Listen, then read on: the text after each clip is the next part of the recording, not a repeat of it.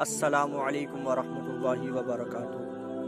دوستو، آج میں اللہ تعالیٰ کے بارے میں کس طرح عقیدہ رکھنا چاہیے وہ لے کر حاضر ہوا ہوں۔ کچھ ضروری باتیں جو پچھلی ویڈیو میں رہ گئی تھی، یاد رکھیے ہمارا عقیدہ یہ ہونا چاہیے اللہ تعالیٰ کے متعلق کہ اللہ تعالیٰ کسی بات میں کسی کا محتاج نہیں ہے۔ ہم اللہ تعالیٰ کے محتاج ہیں، ساری کائنات خدا کی محتاج ہے، لیکن اللہ کسی کا محتاج نہیں۔ اور روزی دینا، جلانا، مارنا سب اللہ تعالیٰ کے قبضے اختیار میں، جسے جب چاہے زندہ کرتا ہے، جسے جب چاہے موت دے دیتا ہے۔ اور روزی دینا اسی کے دستے قدرت میں ہے۔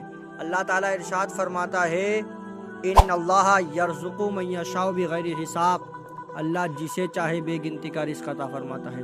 اور قرآن پاک کی 12ویں پارے کی آیت ہے، اللہ تعالیٰ ارشاد فرماتا ہے وما من دابۃ فی الارض الا علی اللہ رزقها، زمین پر کوئی جاندار ایسا نہیں جس کا رزق اللہ تعالیٰ کے ذمہ کرم پر نہ ہو۔ ہر شے کا رزق، جتنی بھی جاندار ہے، ہر چیز کا رزق اللہ تعالیٰ نے اپنے ذمہ کرم پر لیا ہے۔ اور ہمارا یہ عقیدہ ہونا چاہیے کہ عالم کی جتنی بھی چیزیں ہیں سب اللہ تعالیٰ نے بنائی ہیں، اور جتنی بھی چیزیں ہیں سب اللہ تعالیٰ کی مرضی سے ہوتی ہے۔ اللہ تعالیٰ کی مرضی کے خلاف کوئی پرندہ بھی پر نہیں مار سکتا، ایک ذرہ بھی نہیں ہل سکتا، ہمارے چاہنے سے کچھ نہیں ہوتا۔ قرآن خود اس بات کی گواہی دے رہا ہے۔ اللہ تعالیٰ ارشاد فرماتا ہے وما تشاؤون الا ان یشاء اللہ، تمہارے چاہنے سے کچھ نہیں ہوتا جب تک اللہ نہ چاہے۔ اور یاد رکھیے ہمارا عقیدہ یہی ہونا چاہیے کہ ہمارا اللہ ماں باپ سے بھی زیادہ ہم پر رحم فرمانے والا ہے۔ حضور علیہ السلام خود فرماتے ہیں کہ 70 ماؤں سے زیادہ اللہ تعالیٰ اپنے بندوں سے پیار فرماتا ہے۔ تو ہمارا عقیدہ اللہ سے یہ ہونا چاہیے کہ اللہ تبارک و تعالیٰ اپنے بندوں پر بڑا ہی رحم فرمانے والا ہے، بڑا ہی کرم فرمانے والا ہے۔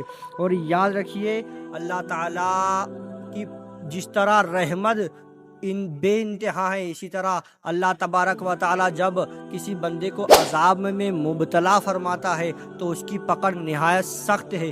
یہ میں نہیں کہہ رہا ہوں، قرآن خود اس بات کی گواہی دے رہا ہے۔ اللہ تعالیٰ ارشاد فرماتا ہے ان بطش ربک لشدید، بے شک تیرے رب کی پکڑ بہت سخت ہے۔ اللہ اکبر۔